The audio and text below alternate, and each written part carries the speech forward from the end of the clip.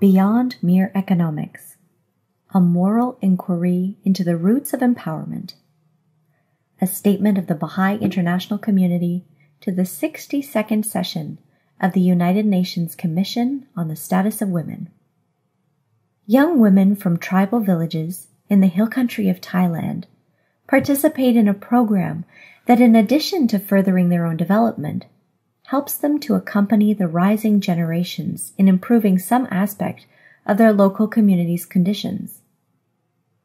Motivated by the contribution they are making, many choose to take jobs in their home villages during holiday breaks, rather than seeking higher paid employment in more distant cities, so that they can continue supporting the development of their communities. Women in rural villages in the Central African Republic are assisted to establish informal classes for the moral and spiritual education of young people in their immediate vicinity. As they gain experience and confidence, they begin mentoring other teachers who are newer to the process. In time, they convene gatherings to consult with community members about their aspirations for the village's youngest members, and together establish a community-supported school. At one or another point in this process, these women might begin receiving material assistance in support of their efforts. At every point, they gain capacity, build confidence, and impact their community. In vignettes such as these can be found a conception of empowerment that includes yet transcends increased economic activity. Women and girls cannot, of course, make their full contribution to society when barred from owning the land they work, or when social norms make them dependent on male relatives to participate in the economy. But the path from doubt to self-confidence, from silence to voice, from passivity to action, cannot be understood only in terms of entering the labor market or integrating into a global production chain of one kind or another. The development of capacity must concern itself with all aspects of human existence, economic as well as social, intellectual, cultural, spiritual, and moral. At the root of countless barriers to women and girls assuming their rightful place in society is a refusal to embrace the reality that women and men are equal, and that all human beings are one. When left unexposed to the light of justice and reason, distorted conceptions of reality manifest themselves in patterns of superiority, jealousy, mistrust, and fear. Under such conditions, women and girls are systematically disadvantaged in relation to their male counterparts. Their advancement is then viewed as threatening or demeaning. Their contributions can be overlooked and their perspectives discounted. Notably, this worldview in which advantage for some is understood to come at the expense of others affects many other human relationships, including between young and old, native and immigrant, and majority and minority. When the oneness of humankind is rejected, fault lines of exclusion and marginalization seem to appear at every turn. It need not be so. Evidence of the universality of those qualities that characterize humanity at its noblest, integrity and compassion, excellence and humility, justice and generosity, is abundant for those who wish to find it. There are many examples around the world of instances in which women and men are working shoulder to shoulder as mutually respected partners. One issue before the Commission on the Status of Women, then, is replication of what is working. How can a culture in which women and men jointly and joyfully contribute to the common good be built in society after society? What is possible to achieve in local communities, not just in a few pilot programs or for the duration of a funding cycle, but indefinitely and into the future and all around the world?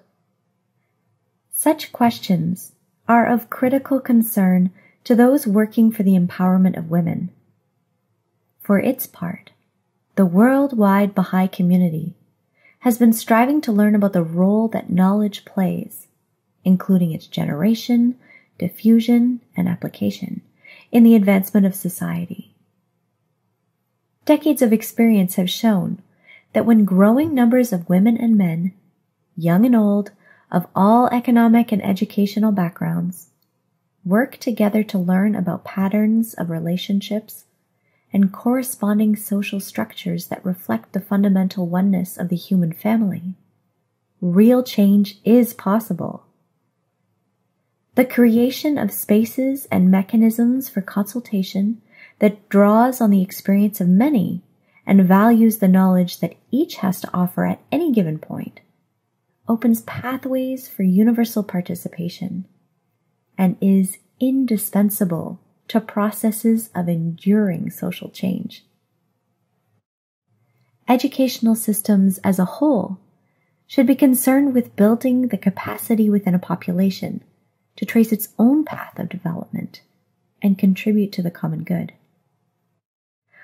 Our experience has shown that real transformation can occur when those sustaining such efforts at the grassroots strive to create an environment in which growing numbers of their friends, family members, neighbors, and acquaintances come to see themselves as active agents of their own development and protagonists of a constant effort to apply knowledge toward individual and collective progress. Crucially, the central organizing principle of this educational process is the development of capabilities for service to the community and society. Assisted to undertake increasingly complex acts of service, participants gradually gain the vision, confidence, and skills necessary to begin offering activities and programs to others with less experience than themselves. In this way, a good portion of those who enter the process simply as participants go on to shoulder increasing responsibility for its perpetuation and expansion.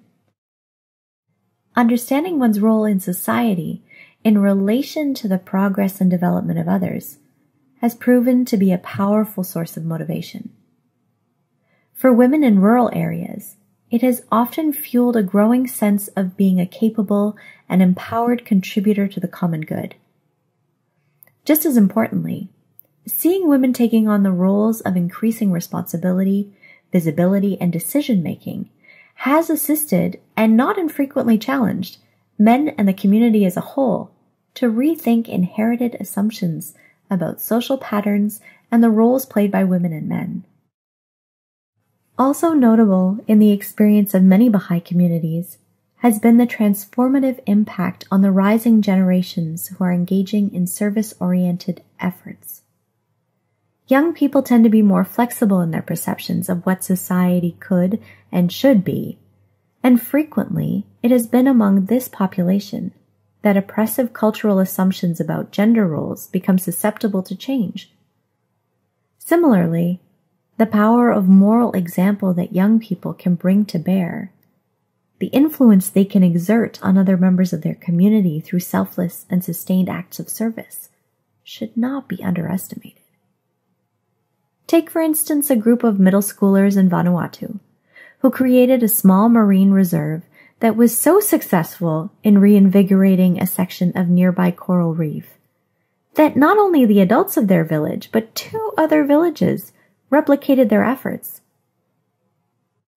Similarly, a youth group in Uganda convened a series of community discussions on the importance of educating the girl child and subsequently saw the village send its first young woman to college. Examples abound of morally empowered young people exerting an influence that can inspire a whole community to arise in action. These examples are intended to highlight certain elements that seem to be central to the empowerment of rural women and girls. Among them are a means for delivering high-quality education at the village level driven by the community itself, a focus on both the material and spiritual aspects of individual and collective life, an approach which quickly translates study into acts of service, consultative spaces to identify and explore cultural values and assumptions. Member states provide for the well-being of their citizens through a variety of means, such as just laws, equitable service provision, promotion of artistic and cultural expression, and others. In all these areas, they have powerful means to provide for the advancement of women and girls. We hope that the above considerations will be helpful in implementing Agenda 2030 and in pursuing the equality of women and men more broadly.